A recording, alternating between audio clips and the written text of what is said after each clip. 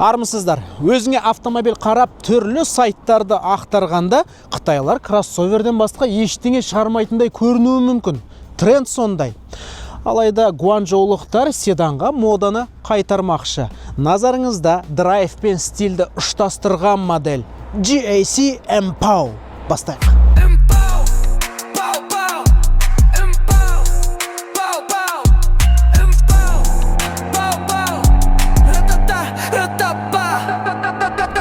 Ал енді M-POW не бәле екенін анықтайық. Қытай тілінде атауы екі иероглифтен тұрады. Біреуі леопард, агрессивті. Екіншісі көлеңке дегенді білдіреді. Яғни леопард көлеңкесі немесе көлеңкелі леопард деп аударсақ болады. Біздің елде атауы GAC M-POW. Ал Мексикада ше? Пікір жазыңыздар, тапқан адамға менің атынан 50 литр бензин сыйлық, отвечаю. Құдайға шүкір, Қазақстанға барлық марка модельдері оригинал атауымен келеді. Жалған бренд болғанша шынайы GAC болған артық. Еске салам, GAC компаниясы Қытайда Toyota өндіреді. Жыл сайын миллиондаған автомобиль шығарып жатыр. M-POW сатылымға шықты. Дәл қазір көлікке мініп тест-драйвтан өте аласыздар. Көлемі тамаша, ұзындығы 4700, ені 1850, биіктігі 1432 мм. Бұл C+ седан форматының алтын стандарты. Elantra плюс-минус осындай. Бір талай көрерменім үшін маңызды ақпарат. Шанағы, есіктері, капоты, жүк салғыш қақпағы цинкталған. Шірік олмас. Түстеріне келсек, Қазақстанда 4 нұсқа: қара, сұр, ақ және күміс металлик. GAC M-POW GPMA платформасында құрастырылған. Сол себепті аспасы мығым басқарылуы өткір. Сенесіз бе жоқ па? Автомобиль алдыңғы жетекті, бірақ артында тәуелсіз аспа. Мына қарай жашқа қойылған.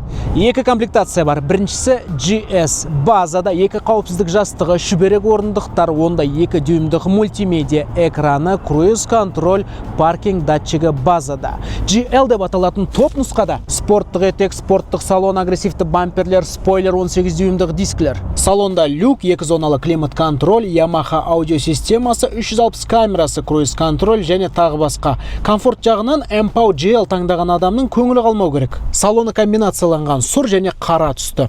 Ерекше мультируль. 12-де 3 дюймдық 2 монитор. Консольда минимализм. Қараңыздар, мультирульдегі батырмалардың көмегімен жүріс режимін таңдап, саймандар панеліндегі теманы ауыстыруға болады. Адаптивті круиз контроль, жолақта ұстау, аралық бақылау түймелерді меңгерікті. 2 USB порт төменде, QI қуаттағыш, климат контрольдің электронды басқару блогы, батырма шайба түрінде. Лайк.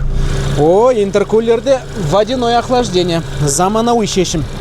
Елімізде күштік агрегат біреу.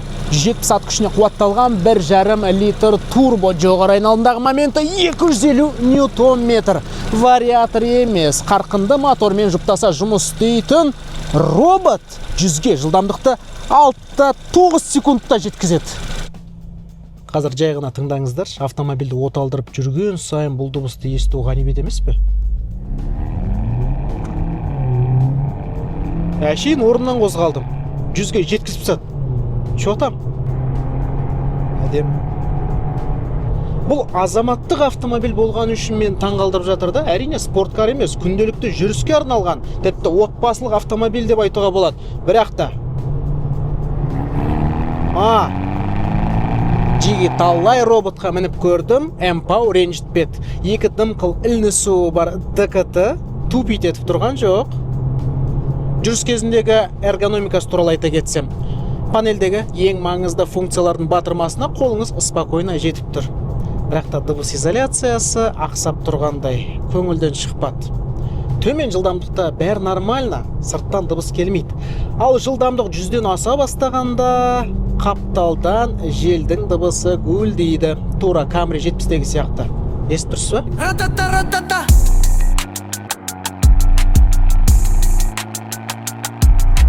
Дизайны ерекше селектор джойстигінің артында электронды тұрақ тежеуші мен автохолд батырмасы. Apple CarPlay сымсыз жұмыс істейді, базар жоқ.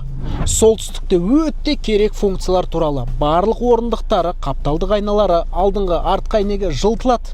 Жыртқышаңның көзі сияқты жарық диодты оптикасын, агрессивті бамперін, сымбатты силуетін қараш. Азаматтық автомобиль болса да, көт қыштатындар санатынан екен. Дөңгелек базасы осылай отыруға мүмкіндік береді. Напа былғарысы, төбесі қараланған, шынтақ тіреуіште 2 стақан қойғыш, консольда 1 USB порт. Комплектациялардың бағаларын салыстырғыңыз келсе, сипаттамадағы сілтемеге басыңыз.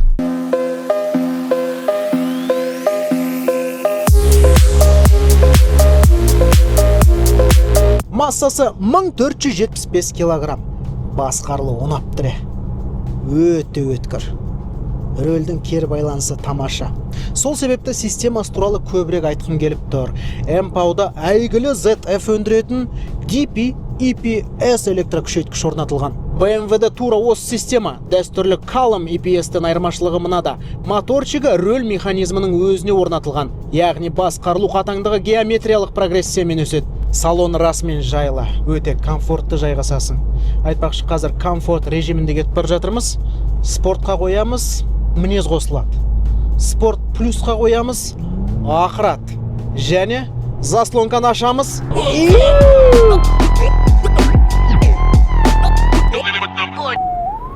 Toyota стандарттары қолданылатын зауыттан жаман өнім шығады дегенге сену қиын ғой. Сондықтан үміт оты Маздайда. Қабат деген айда жоқ емес. Қытайда 265 ат күшіне қуатталған 2 литрлі турбо нұсқасы бар. Шіркін-ай дейсің.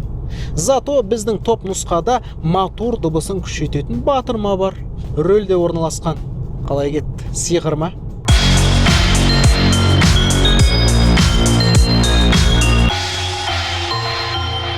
Әй, меніңше жастарға ұнайды. Комплектация таңдағанда максималкаға тиынды аямау керек. Шетел нарығында МПАУдың қарсыласы Elantra, Honda Civic MG6. Ал біздің елде идеологиялық қарсыласы Chang'an UNI-V. Көптеген параметр бойынша екеуі ұқсас. Қос модельді жарыстырсақ зор болатын еді. Экспресс жолы ұнады ма, достар? Арнаға тіркеліп, лайк басып, пікір жазыңыздар. Амандықта жүздескенше.